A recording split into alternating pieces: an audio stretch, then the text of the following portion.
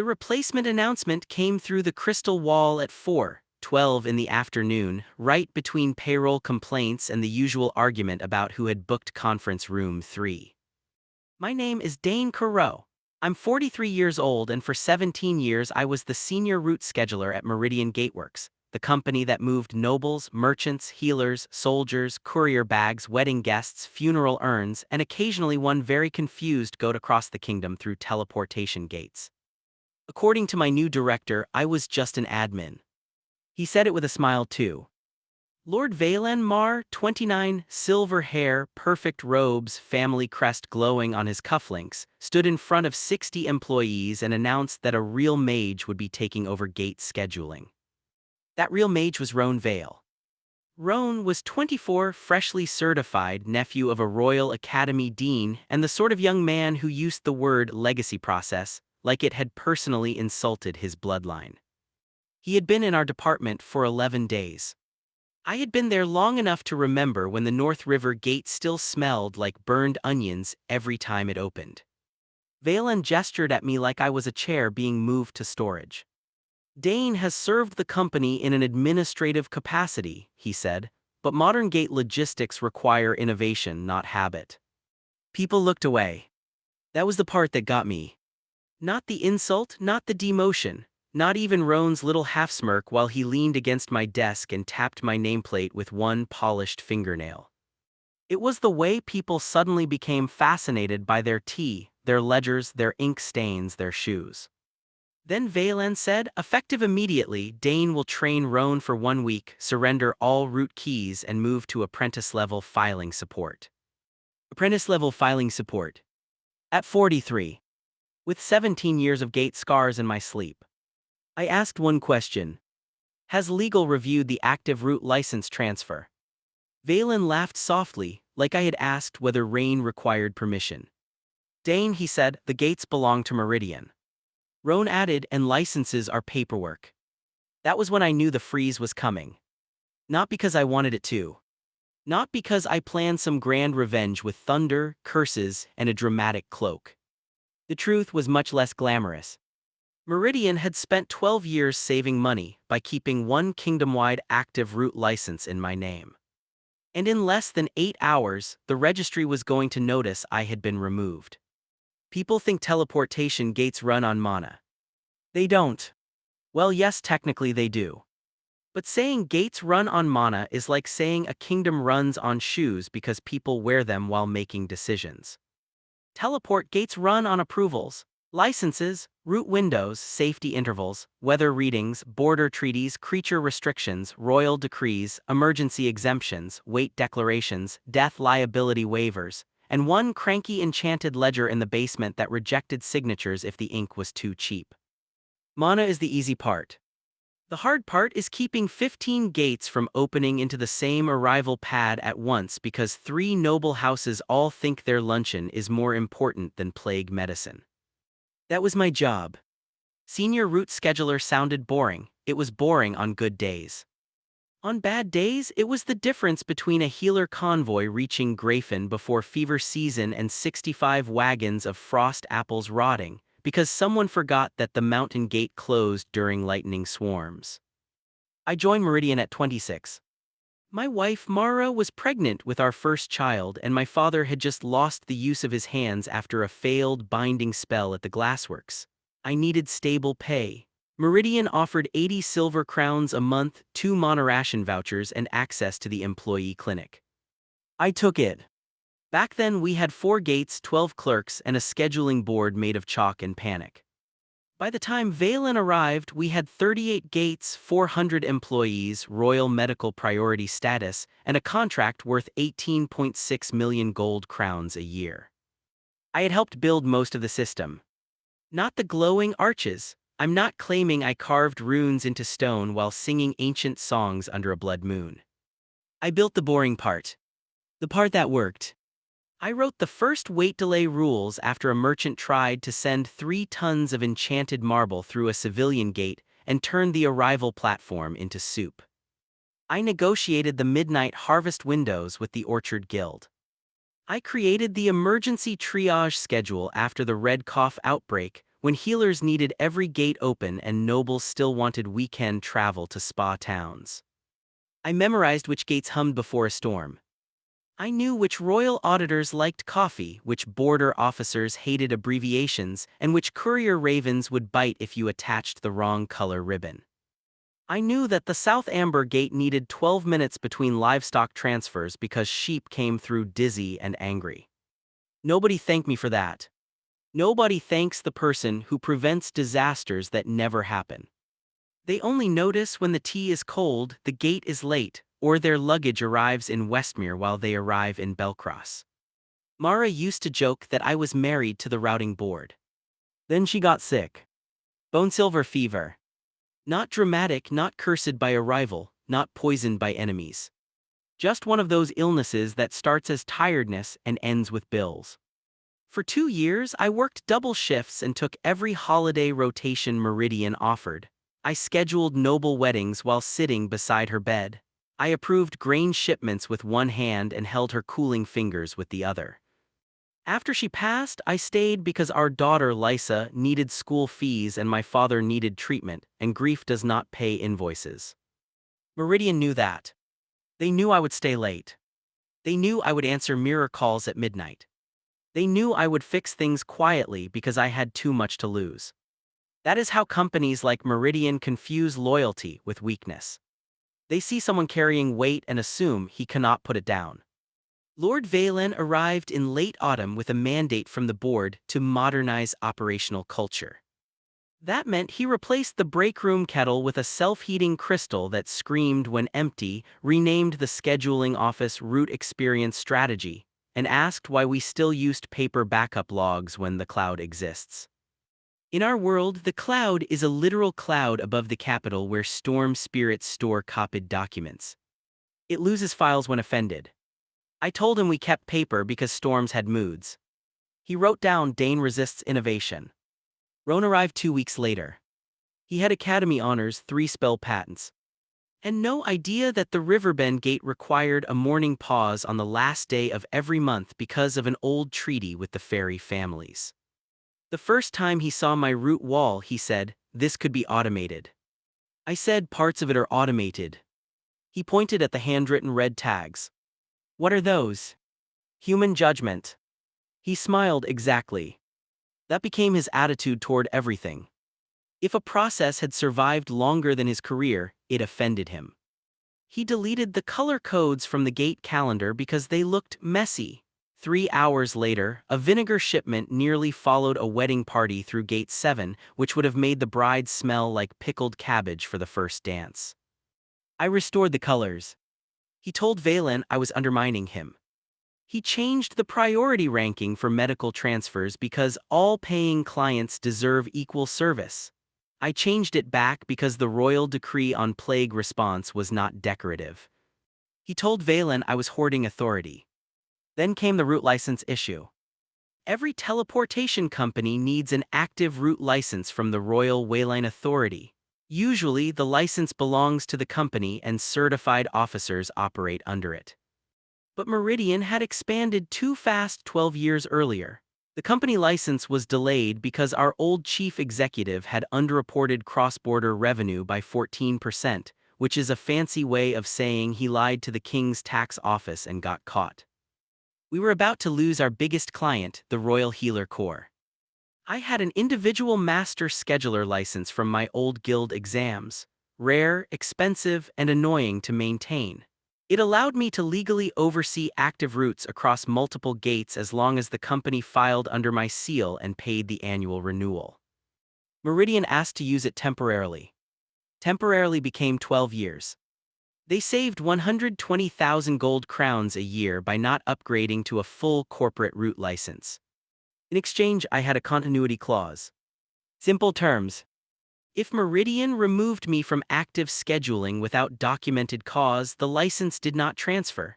It paused. Automatically. The Royal Wayline Authority would freeze every route operating under that license until a new license was approved. Approval time was listed as 10 business days. In practice, with audits, it took 6 weeks. I reminded finance every year. I reminded legal every renewal. I sent Valen a memo 3 days after he arrived. He replied with a glowing thumbs-up rune. Not a signature. A thumbs-up rune. I printed it and put it in my folder because I am old enough to know that arrogance is temporary, but documentation ages beautifully. On the day of the announcement, after Valen finished humiliating me, he held out his hand. Your gate keys, Dane. I looked at Roan. Then at the crystal wall still displaying my replacement announcement in expensive animated lettering. Then at the staff pretending not to breathe. I said, if I surrender active keys, my license pauses at midnight. Valen sighed. Roan actually laughed. Still trying to make yourself sound essential, he said. I took the keyring from my belt. 38 small crystal teeth clicked against my palm, each one warm from years of use. I placed them on the table beside my chipped blue tea mug. Not essential, I said, just licensed. Valen slid the keys to Roan. Security will escort you to records. And that was it. No shouting. No begging. No curse. I picked up my satchel, my worn root notebook, and the framed picture of Lysa at her school recital. I left the mug behind. It had Meridian's crest on it anyway. The first missed warning came at 6:03 that evening. I know because I was at home reheating lentil stew when my personal mirror flashed with a message from Tessa in Night Dispatch. Tessa had worked with me for 9 years. She had 3 children, a terrifying bun hairstyle, and the ability to make junior mages cry by asking them to define arrival capacity. Her message said, Dane, did you approve Roan changing the Westgate order? I wrote back, I am no longer active scheduler. There was a long pause. Then 3 words. Oh no. I did not answer after that. Not because I disliked Tessa, I liked her very much. But boundaries only work if you stop opening the gate yourself. At 7:40, the Orchard Guild convoy was delayed because Roan had scheduled fruit crates through a gate that had been temporarily narrowed for passenger traffic. A crate of moon pears split on arrival and rolled across the platform like glowing little heads. At 8:15, a noble complained that his bath attendants arrived before his luggage, and his luggage arrived before his wife. At 9:22, Roan sent a department-wide message saying, minor transition issues are expected under legacy cleanup. That phrase traveled through the office faster than flew. At 10:06, the Royal Healer Corps requested confirmation that medical priority windows remained intact. Roan responded with a brochure about Meridian's commitment to client-centered gate fluidity. Doctors do not enjoy brochures during emergencies. At 11:31, the enchanted ledger in the basement performed its nightly seal check. That was when the real countdown ended. The ledger noticed that my active keys had been surrendered, my system access had been revoked, and my scheduling authority had been reassigned without a valid license transfer. It did what it was required to do. It sent a silver alert to the Royal Wayline Authority.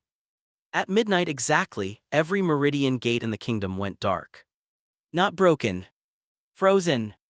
There is a difference. Broken gates spark, scream, and sometimes smell like hot pennies. Frozen gates simply stop listening.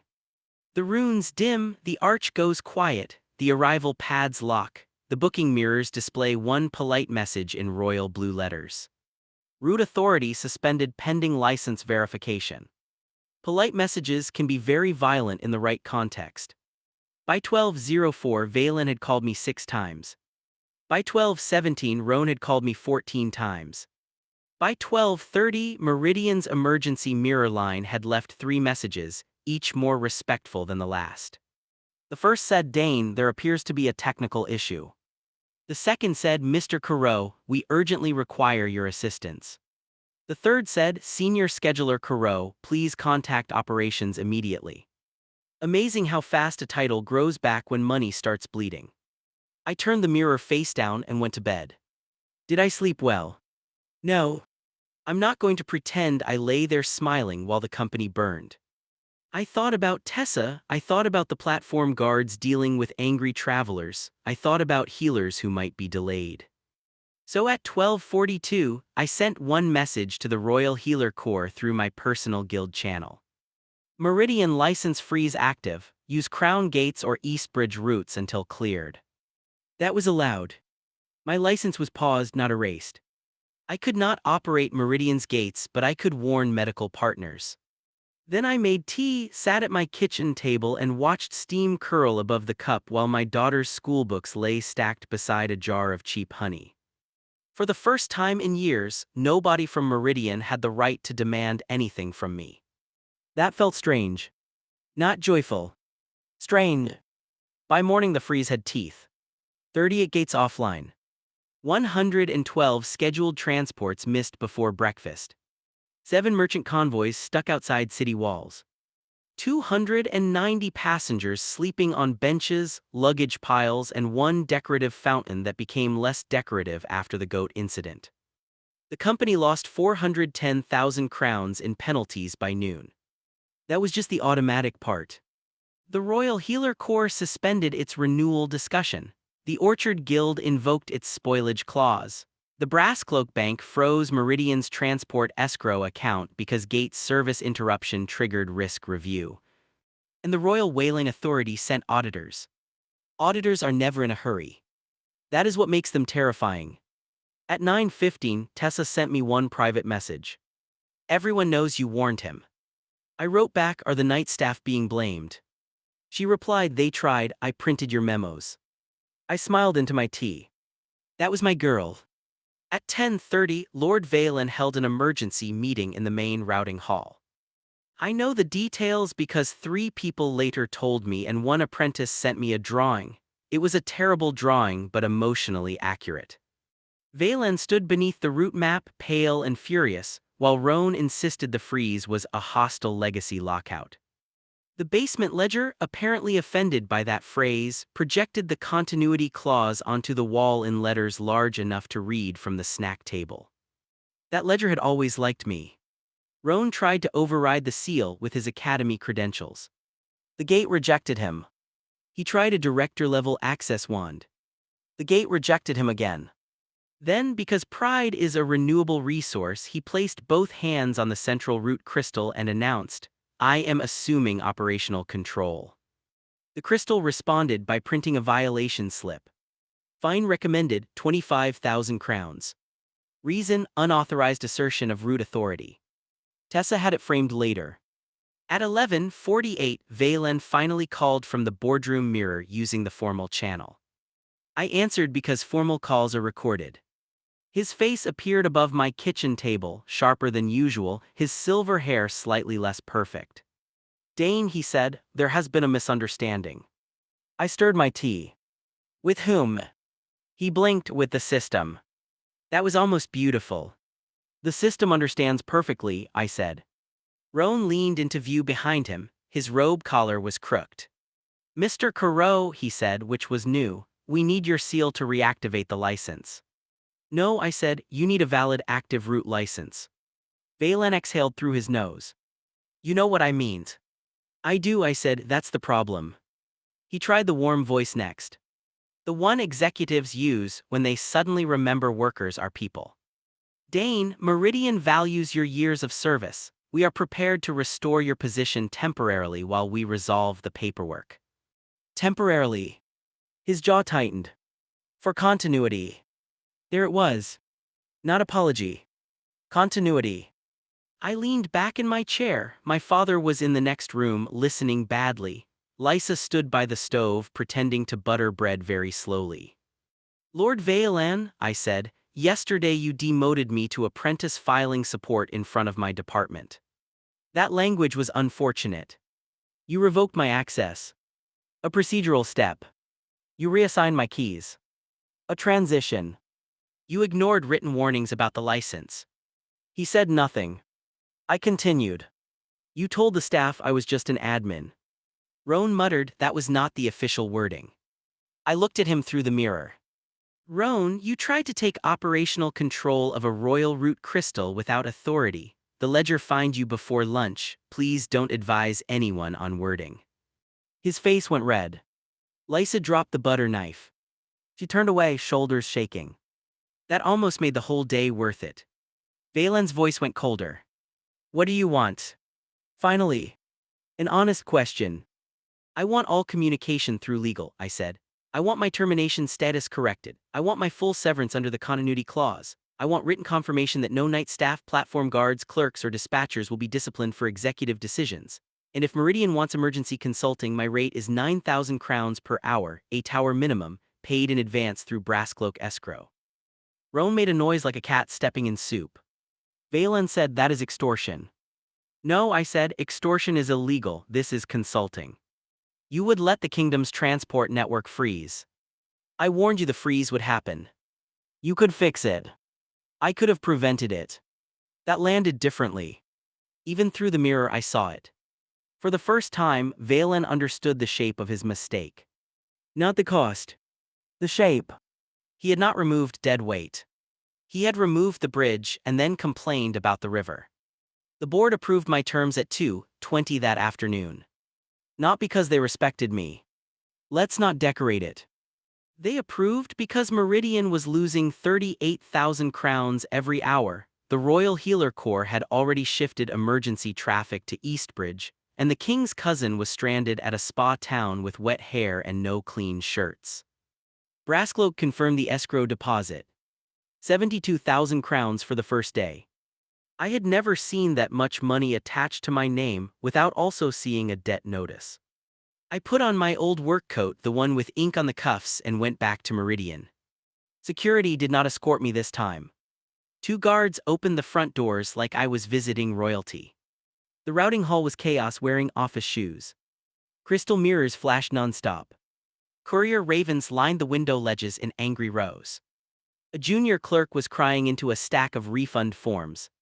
Someone had spilled calming potion near the printer, so every copied memo came out whispering, "You are doing your best." Tessa saw me first. She didn't hug me, Tessa was not a hugger. She handed me a folder and said, "The idiots touched everything." Of course they did. Roan renamed 3 gates. I stopped walking. He what? Marketing language. I looked at the route map. Northgrain Transfer Station had become Harvest Flow Prime. Belcross Civil Gate had become Urban Portal 2.